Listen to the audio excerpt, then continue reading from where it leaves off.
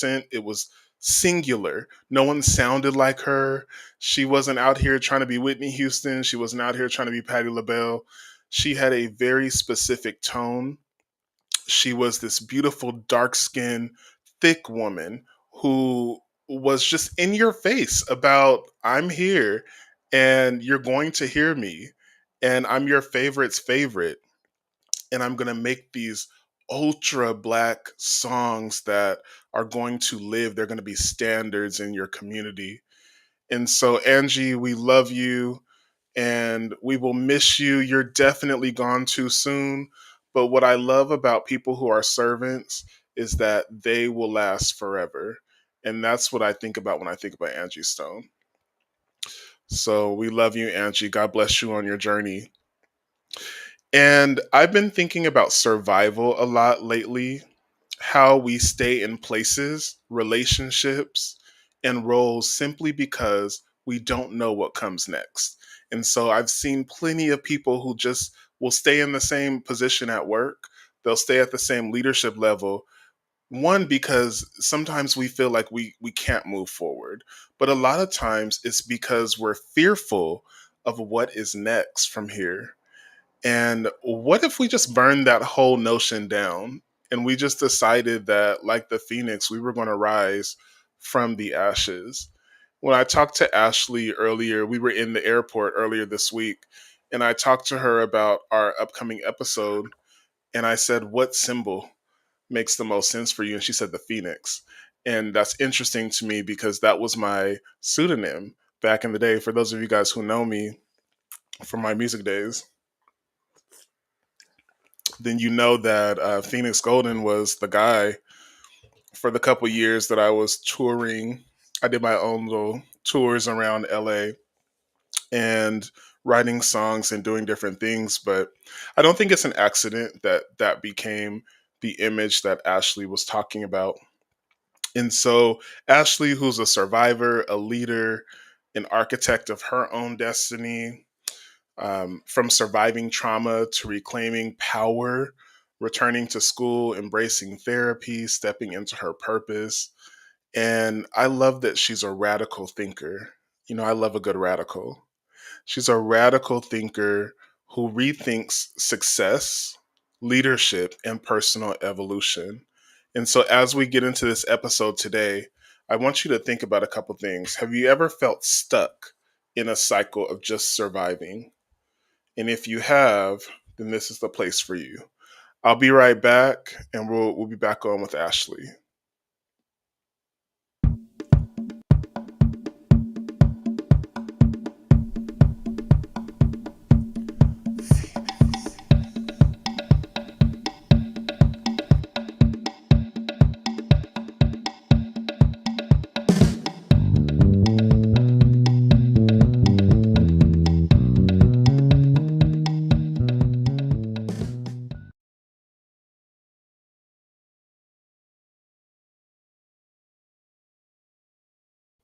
Okay, listen, y'all know I'm getting better and better every week and I'm starting to feel myself.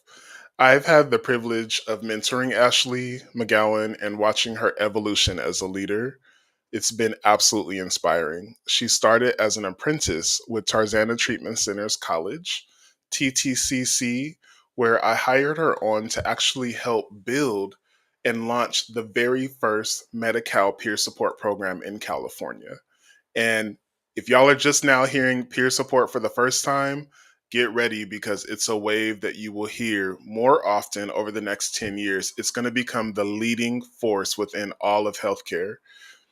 And Ashley is now has expanded this program now to the point where it's being taught in prisons statewide. And she's literally going into prisons and teaching this program. And she's sending her trainers all around the state, literally, to teach this program.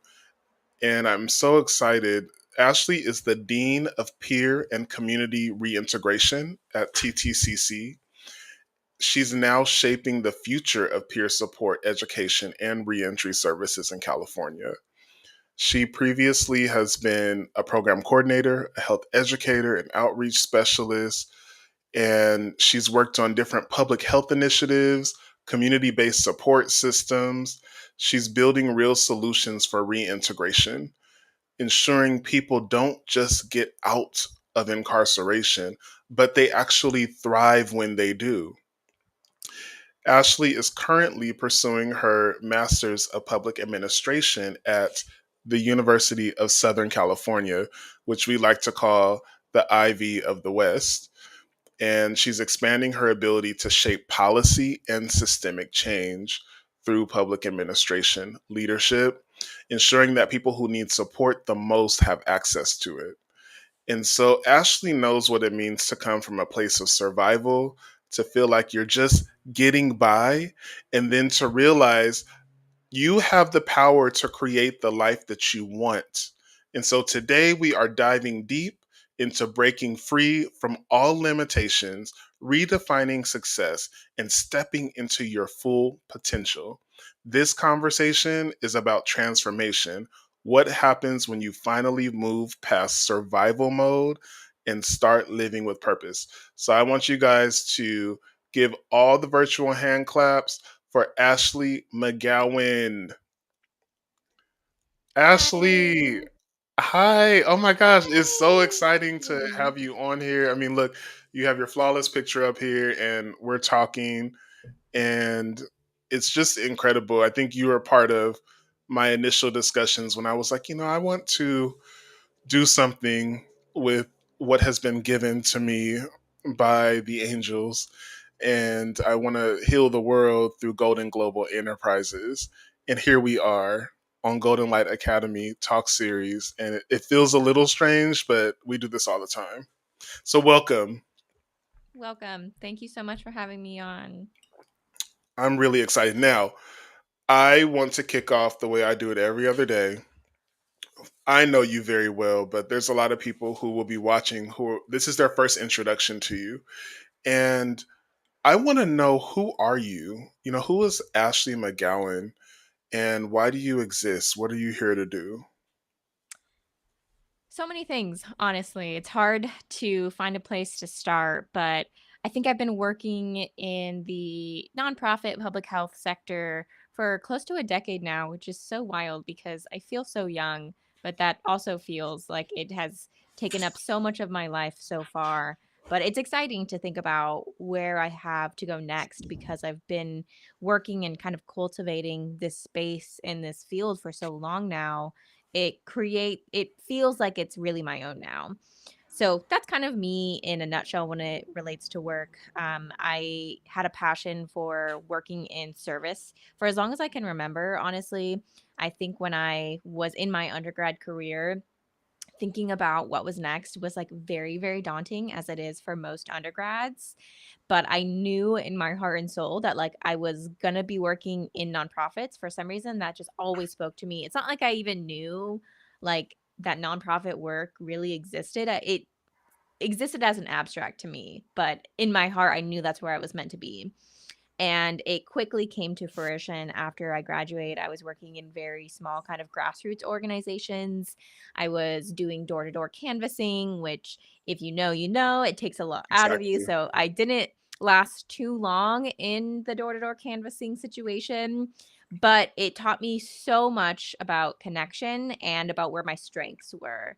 And I did really well communicating about really important like political policy issues and being able to kind of bridge a gap between where I was and where other people were at. So from a very, early start in my career, I was learning how to meet people where they were at. And I continued to take that skill and further develop it with every new organization I was working with.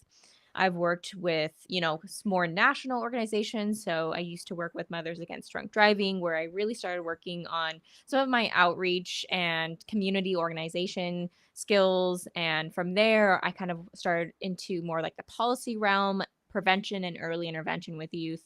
I actually created a youth court in the Inland Empire, which was a supposed to serve as kind of a disruption to the school to prison pipeline and offer a Mm, more community based approach to folks and youth who were engaging in behaviors that really needed intervention and support as opposed to incarceration and punishment. So that was where I was really interested in the criminal justice reform Wow. and providing a space for youth to be youth and to get support, and not even just like clinical mental health support, but engaging with their peers in a really like healthy manner and being connected with adults who could serve as mentors to them, people who had been in that same space as them and who could relate to them on a personal level. And then obviously, as you know, I started working with Tarzana and I was working with LGBTQ plus youth, and then found my way home with working at the college. So that's a little bit, I think, about my personal journey thus far. But on a personal level, I like to think of myself as an amateur comedian. I You honestly am are. a jack of all trades. Like, I do so much. It's so hard to list it all. I'm in a book club. I do trivia. I want to write a book one day about myself. So this is You definitely will. not, yeah, exactly. So that's me in a nutshell. I think I'm able to kind of articulate and scratch the surface with all of that. I love that you put your pronouns on the bio. I think you might be the first person that I've interviewed thus far on Golden Light Academy. But it also makes me think one of the things that when I think about you in particular, I always think about the excellence that you carry with how you redefine and train. I just got chills thinking about it. The LGBT plus community, LGBTQ um, community, and in particular, people who aren't from the community who need to understand more about it. And I know that this is a very strange time. This is a very difficult time where people are being erased. And so I look to people like you who have a deep understanding of not just the lived experience, but where we need to go as a larger community to make sure that all of our people are treated equally and equitably and with love. So I think that'll probably come out at some point in here. Now, we were just together. We spent an entire week together. So congratulations to you um, at in Sacramento teaching the program that you've been leading, the peer support program. And the class that stood out to me the most of all the classes that you forced me to teach last week was trauma informed care. And when I think about trauma, this is something that a lot of us have experienced growing up. And I wonder for you, relearning how to dream after trauma, what does that look like? You know, you've talked about the moment that you decided to go back to school. And how did you sort of shift from surviving to actually designing your future? Honestly, it was scary at first. I think there were a lot of feelings of anxiety around, was this even for me? Like, was I someone that was allowed to dream? Was it foolish of me to think that I could amount to something larger than I could have ever thought possible? So, first, I had to even normalize the idea that I could move from surviving to thriving, Mm, that there was a space for me to actually transition into a place where I could build a life and build a future for myself. Because I think I went through this weird timeline where I was surviving for the first 19 years of my life, wow. and I had gotten out of that. I was at a place where everything felt more stable, but the feelings that something was going to happen, the other shoe was going to drop, stuck with me. And I was thinking about it. In my mind, I would do like mental checks. I would be like, this person's good, like this family member's good, everything is fine, but I need to be ready for when the next thing happens. So, people who have suffered through trauma, I'm sure those who are listening are familiar with that state of hypervigilance, where you are constantly looking and over analyzing every little thing, waiting, just trying to be prepared for the next traumatic thing that was going to happen so Yes. that you could be able to withstand it. It's a coping mechanism. So, I've you experienced that where yeah. I've literally been like, well, I'm just waiting for the next death to happen. It was almost like there's nothing else that happens in between, but just kind of like, well, can I have a couple more days or a couple more weeks? Mhm. Yeah, it was kind of like a point where I'd been Pavloved into, like, getting a call from my dad where I was immediately stressed out because I was like, "What is he gonna tell me now? Like, what happened with my sisters? Like, what's going on?" And he just, like, wants to talk to me about a show on Hulu, and I'm like, "Can you text me? Like, if it's can we text first?" To just give me that preface because my mind is always in that was always in that place of fight or flight. Yes. So the first part of that transition was recognizing that I was even in survival mode. It was normal to me to be in that state for so long. And I saw other people around me thriving in their careers, in pursuing, higher education. And I just didn't understand how that was possible. I felt that, maybe they came from a life that was just very different from mine that allowed them to pursue those things. And I felt resentful, almost frustrated, and really just depressed about the state of my life. And at some point, I don't even know really what was like the defining moment. It was a slow transition to realizing I was being complacent in my own downfall or in my own mediocrity, and understanding that if I wanted to move from that place of post survival into actually thriving and fulfillment, that I had to actually make the moves. It Mm, wasn't going to just happen for me. I had to make it happen. So that was kind of sort of my process. And it took several years. And this is still what I consider to be the beginning of my journey into like a thriving future. But it has felt so just transformative for me, just realizing that I was in a certain mindset and I had the power to change that. And I still experience obstacles and I still experience hardships, but I'm able to handle those and navigate through those in a much more productive way now, to the point where yeah. it doesn't make me crumble and it doesn't, fully make me so destitute that there's no hope in moving on, that I can do hard things. I can get through difficult situations. I'm over here writing stuff down. I can do hard things. And I think a lot of people, especially leaders, we tend to think that success means money, degrees, titles. But when you think about success, what does it mean for you?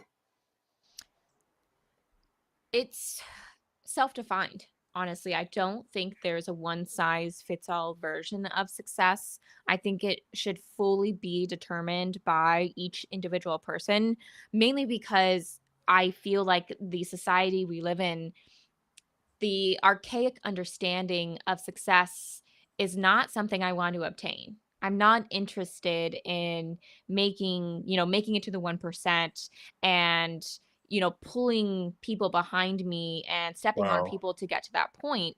That's not the success I'm interested in. And I had to sit with that. Not, there was never a question about the fact that I didn't want to be successful like that, because that's just not in me. Like, I've always been someone who wanted to help other people and to help uplift others. And I knew that being successful by our conventional society's understanding was going to be the antithesis of that, where I would be bringing people down instead of bringing them up. So, Lifting them up. exactly. So, understanding that I got to define what success was and I didn't have to listen to what society was telling me about success was, I think, really monumental for me.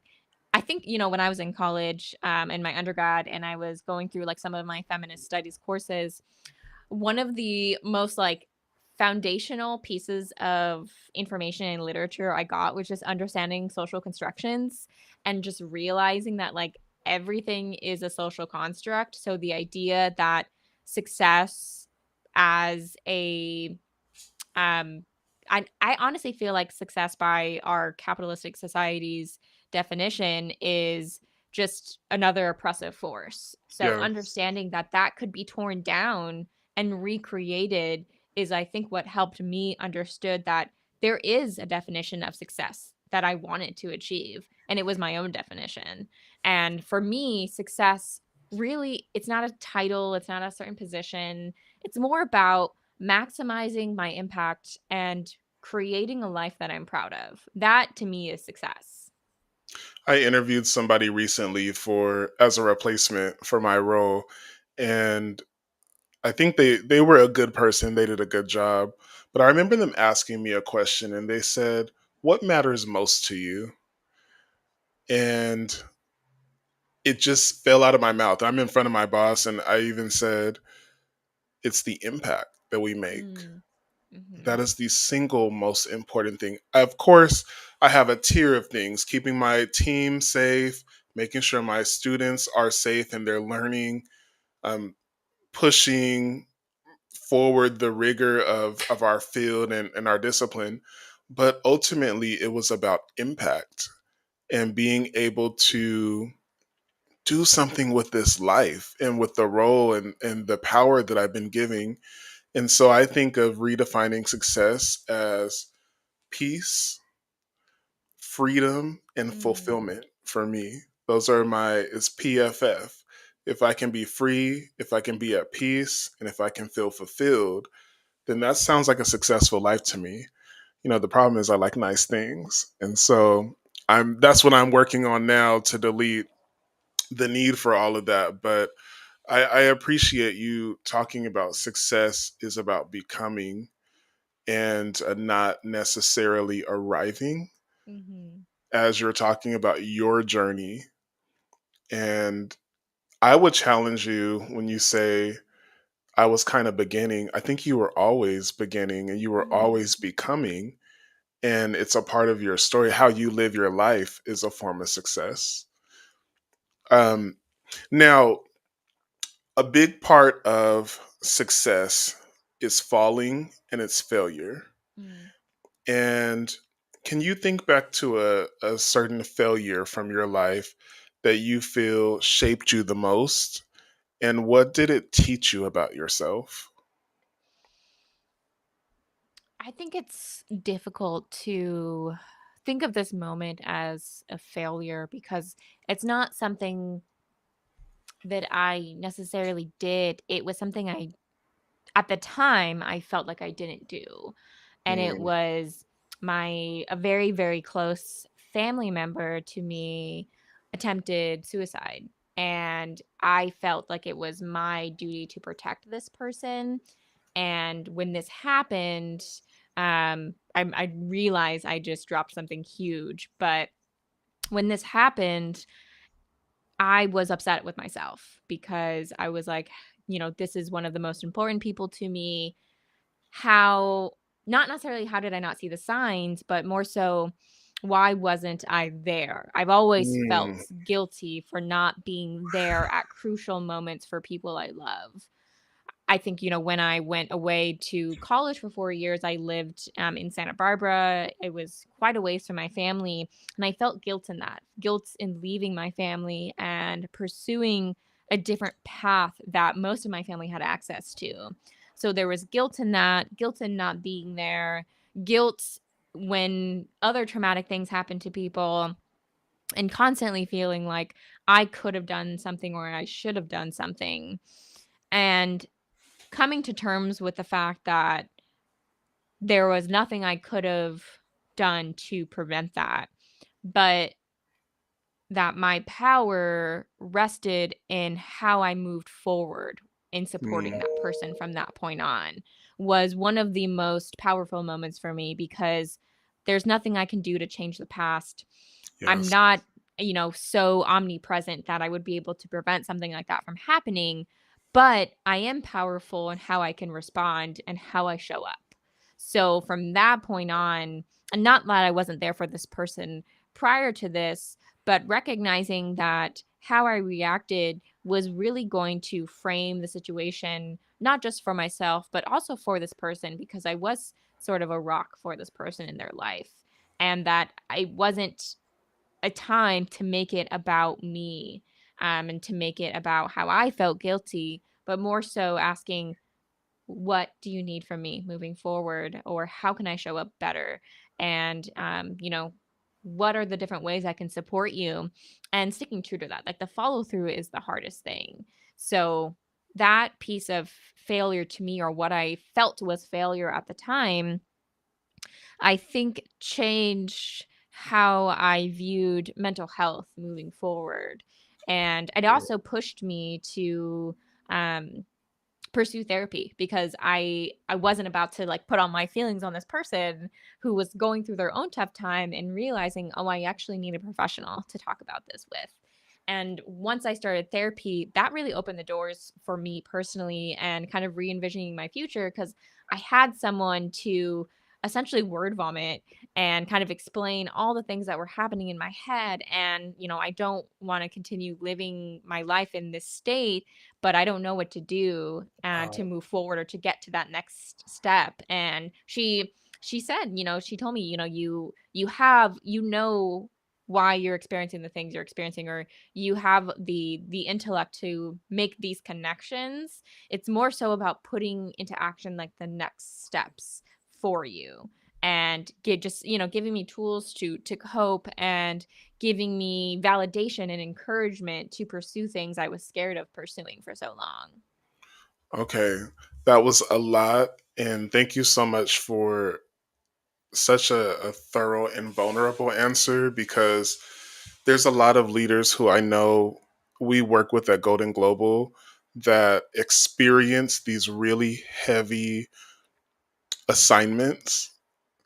And hearing from you that you sought therapy, that speaks to me. There's a lot of people who, as leaders, you feel like, well, I'm the problem solver in at work, in my family, in my community, at life. And to hear you say that, here I am looking to change the world, but I'm also going to check in with a therapist because I need to be able to work some of this stuff out for me. And that it teaches you that not helping others isn't a failure. It's letting them grow, but then it's also helping you to figure out, how can I help them?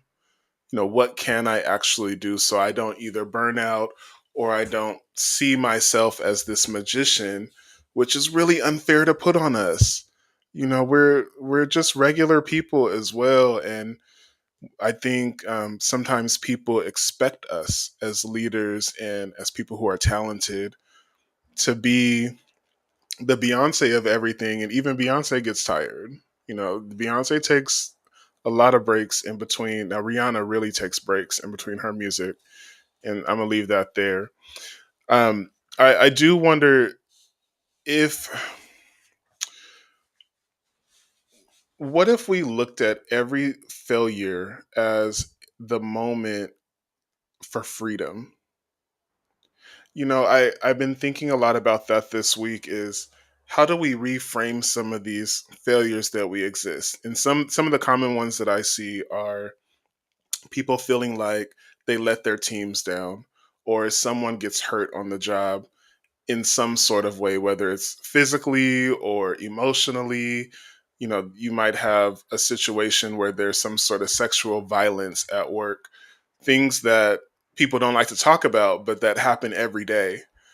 And we carry the weight of that failure. But I'm wondering, do you have any thoughts about how we can transform to like these failures setting us free? I think we need to reframe what failure actually is in order to experience that feeling of freedom. I think when people experience failure in, whatever way that means to them, I think what it means is a loss of control. A loss of Mm, control over a situation, over a project, over an event, and understanding that control is actually just an illusion will help wow. us, because people think they have control over everything in their life, or try to control everything in their life, which, first of all, take it from me, you don't want that. Like, you don't want to be controlling all of these people, all of these. That is a lot of work. I'm And not even trying to honestly, control my own life sometimes. no, I love when I don't have to make decisions. Like, tell me what to do, you got it. But I think for so many people, having control over a situation equates to safety.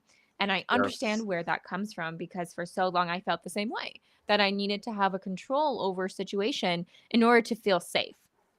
And then when I realized I actually don't have control over anything, that the feeling of control I've had for so long was not real and it was an Wow. illusion and something I told myself to make myself feel safe, allowed me to actually understand what failure actually is. And it's the universe putting you on a new path or giving you a new direction that is closer to the rest of your journey or is more aligned with what your journey is supposed to be.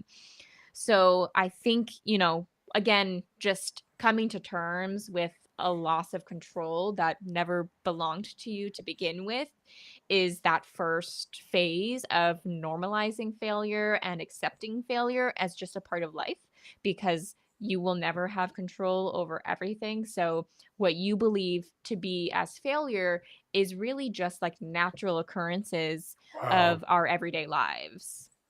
So that all of this speaks to me. I think the first thing I think about is when you say loss of control. I remember in one of the jobs that I had, there was a period of time where I had so many team members that I was taking personal responsibility for everything that happened to them by people. There was just people who were just childish and had ignorant behavior and were just doing things that you would do in middle school.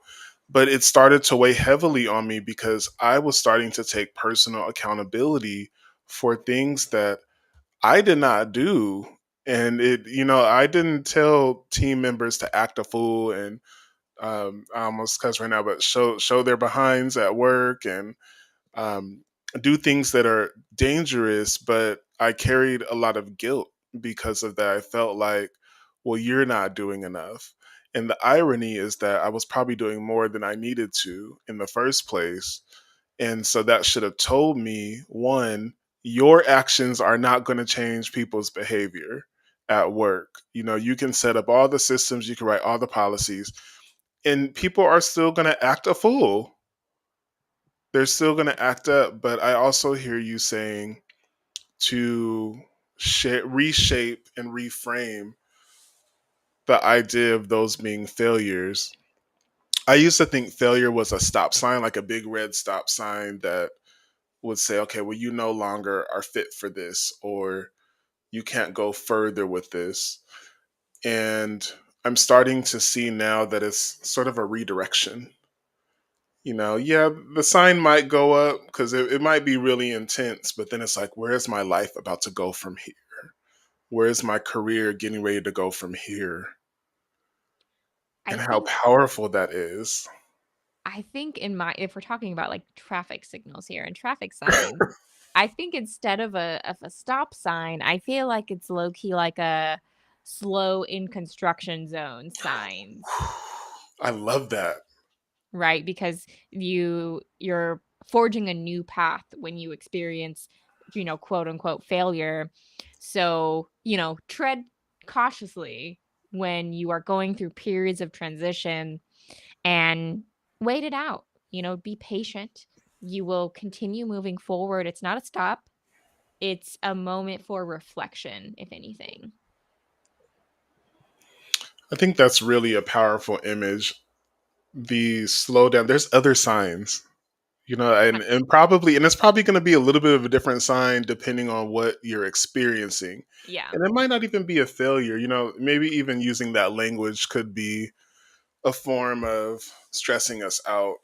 A lot of my anxiety, I think, comes from a lack of control, even Mhm. though some would say, okay, well, control feels like this really aggressive and negative idea. To me, control means safety. And Mhm. it means that, I can keep my team safe and I can keep the community safe because I know the heart that I have. And if I can be the person to set the tone and to make the decisions, collaboratively, but ultimately I have my eyes on it to say, okay, this is going to be helpful. that how do we even relinquish that control? Faith, I think, is one part of it, and I think faith means so many different things to different people. It could be faith in a higher power, it could be faith in the universe, it could be faith in yourself, honestly. I think for me, that's what it means to me is, faith in myself and in who I am as an individual, and that I am accepting of whatever the universe wants to bring me. And, I look at people who I consider to be successful and thinking about some of the things that they've been through that probably would be viewed as failure to others, but really set them on the path to be who they are now. And who they are now is amazing and wonderful and so human and complex and nuanced. But everything that I think actually makes a great person, and they wouldn't be that person today if they weren't experiencing transition and change and obstacles and what we Yes. think of as failures. It's all part of the journey. Like, if you succeeded at every point in turn, do you ever grow? Mm.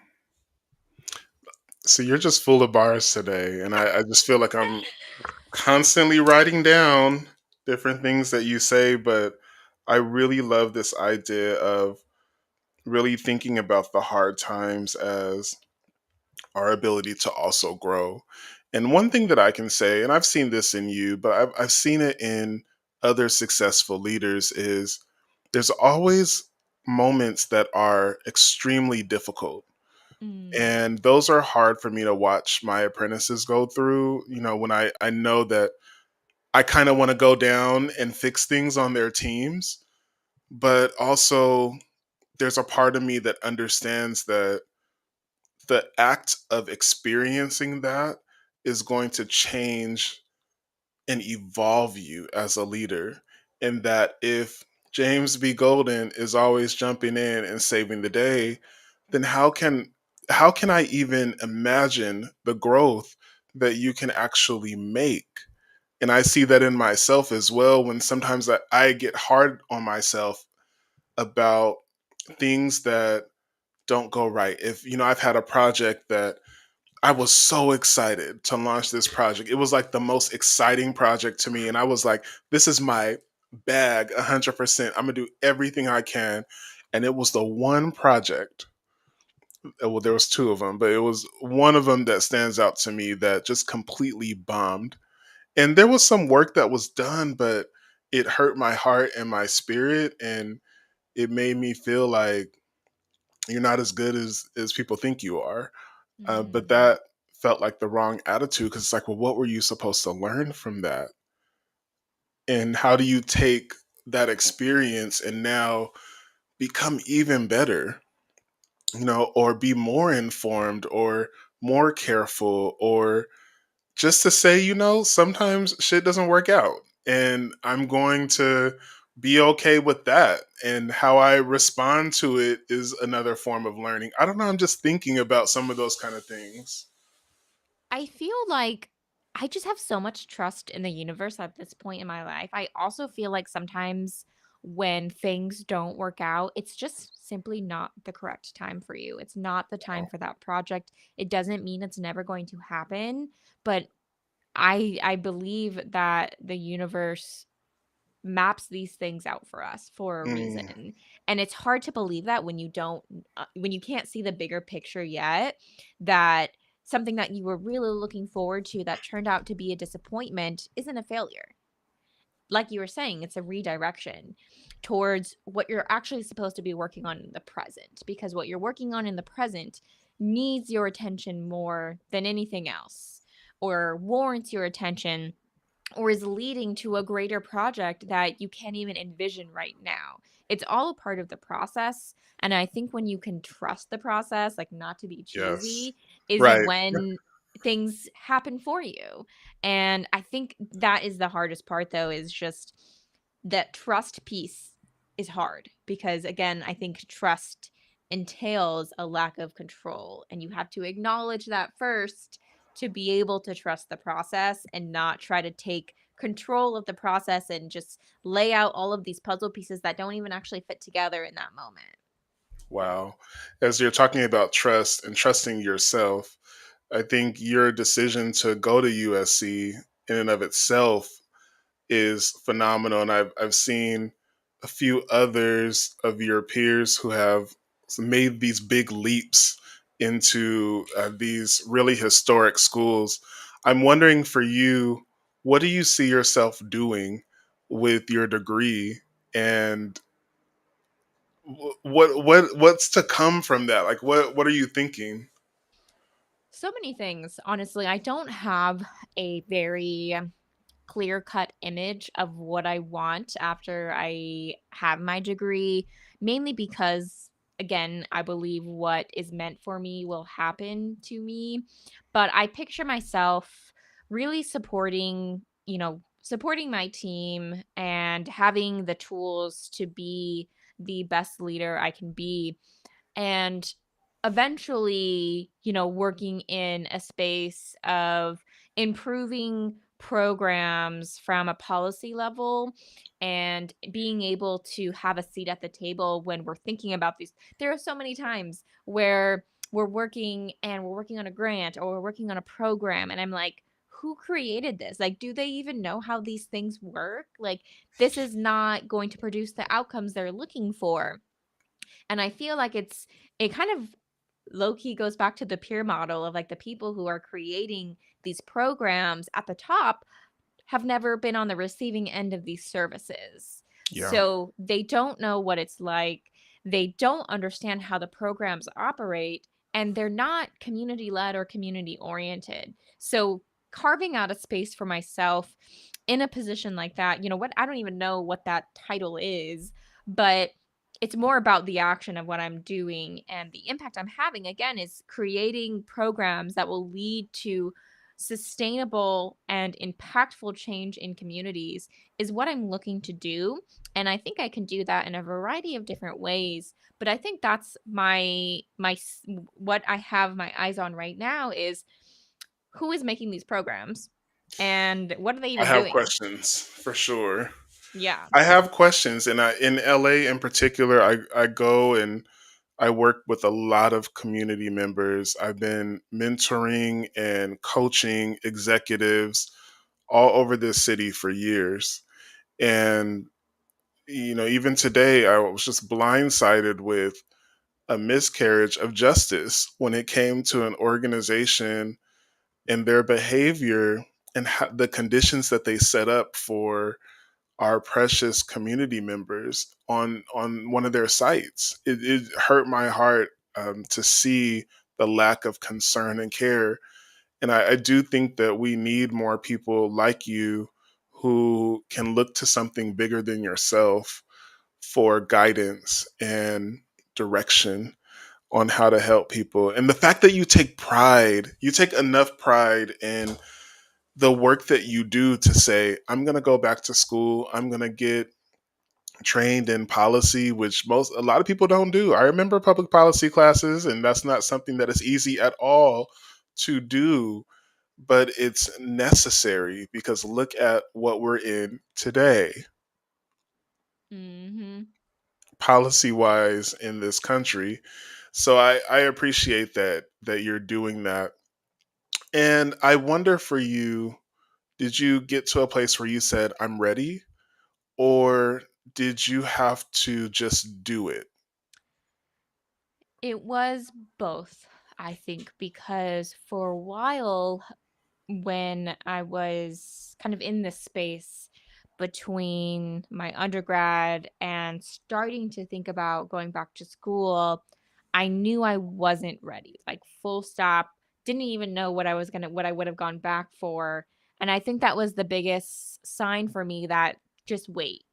Wait a little bit longer, and mostly I also felt more of a pressure to go back to school. It felt like I had to go back to school because other people around me were going back to school. And Mm, that's that wasn't the right intention for me, right? I wasn't going back for myself at that point. So that was one of the biggest signs that I'm like, this is not ready yet, because you're going to go back for reasons other than yourself. And then you're going to get mad at those reasons when you're not having a good time, or when you're up till midnight reading, political philosophy. And no one wants that.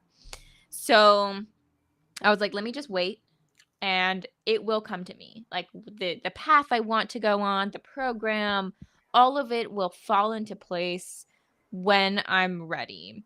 Wow. And that happened a few years ago. I had like set like these weird milestones for myself. I was narrowing down programs, and I kept telling myself, I just was giving myself like a very relaxed deadline, in my opinion, of I'm going to go back to school by a certain age. And I'm not going to reveal that age to anyone listening, but I was giving this like archaic deadline to myself. And I was looking at the application cycles and the application windows, and it was probably maybe a year and 3 months ago. And I was like, let me just wait until fall again. And I was like, well, why? Like, you already know what you need to do. You already know who you would ask for a letter of recommendation. You know what you would talk about. So why not just apply for the next semester? Yeah. And I did. And it worked out. And I got into USC. It was so surreal. I think, I don't, most people in the work that we do experience imposter syndrome to, Yeah. several degrees. And I felt that when I was applying, and I was like, no, there's no way. There's no way I'd get in, which is so wild because I'm literally so smart. So I don't know why I was thinking all those things. But when I got in, it felt right. It didn't feel like a mistake. It wasn't like, oh my God, this is a mistake. There's no way. It was like, no, I did that. Actually, I did do that. I did do the hard work. I have been creating this path for myself. I am a younger but a well-intentioned up and coming leader, if I do The say so best ones. myself. Yeah. And the first day of my first class, I was sitting in the virtual Zoom room with my peers, and immediately I was like, oh, yeah, no tea, no shade to anyone, but this was a shoe in. Like, I belong here. Like, I have so much to contribute. I was so excited to learn from my peers. I felt just like it was the space that I'd been waiting for so long. And I didn't feel like, oh my God, I should have done this sooner. Like, that wasn't the emotion that came over me. It Yeah. was truly like, I'm exactly where I need to be Right at now. this point in time. And that is faith. And I think that is trusting, not to get too sappy and stuff, but people know I talk about this all the time with Golden Global, is that if we follow our spirits, our souls, and we make the decisions that feel right at that time, we are going to be exactly where we're supposed to be. And when you talk about imposter syndrome, that's something that so many leaders, spoken and unspoken, go through. When I got my doctorate, I didn't even want people to call me Dr. Golden because part of me felt embarrassed because it was like, well, I'm the black kid that made it, and I Mhm. then there was a part of me that said, well, I don't want to seem pretentious, and like now I'm separating myself from others. But here we are, you know, a long time later, and there are people who only know me as that, and it feels like, well, yeah, you are Dr. Golden, and that does mean something, and the world needs that. And I think that they need Ashley McGowan, comma, MPA. I really think that that is important, and it is now. Now, the Phoenix. I always think about the Phoenix from Harry Potter. I forgot the Phoenix's name, but they slipped that in really quick. You mentioned the Phoenix metaphor. Why do you think people fear change when change may actually be what frees them? I think people fear change because they don't know how to prepare for it. And I think Mm, it brings so much uncertainty, it brings disruptions to patterns and to cycles that people are comfortable with, even when they're not good for them. I was talking about this earlier with a group of students is we find comfort in things that bring us pain sometimes and wow. that do us so much harm, but it's what our brain knows and it's what our brain understands and it's what we can predict. But there is something better. That's not the only option.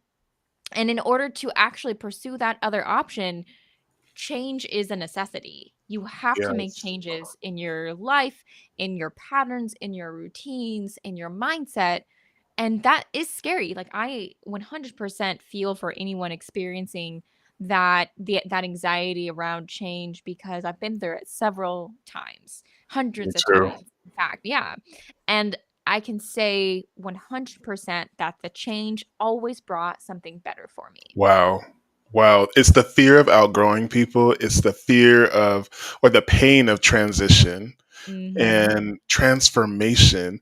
That's why I thought the Phoenix was so powerful because it symbolizes this transformation, but it's the fire and it's the burning down of things and the burning down of your old life that seems so powerful to me.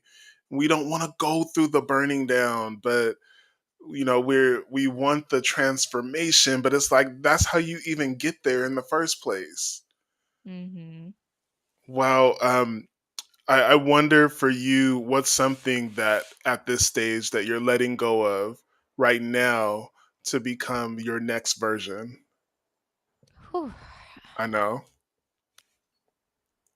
I think I'm letting go of other people's expectations of me. Yes. That is 100% not my business right now. I I understand people have an image, people have a mold, people have standards and expectations that they want me to meet who have no business setting expectations or standards for me. And I don't want to derail my own process by trying to meet those things and trying to meet that image or that mold they have of me to try to confine me and to try to limit me and what I'm capable of. And sometimes even like these expectations or standards are even tied to just like very archaic gender norms and roles and stereotypes that like I have no interest in. I've washed my Right. hands of that a decade ago. We So, don't know her.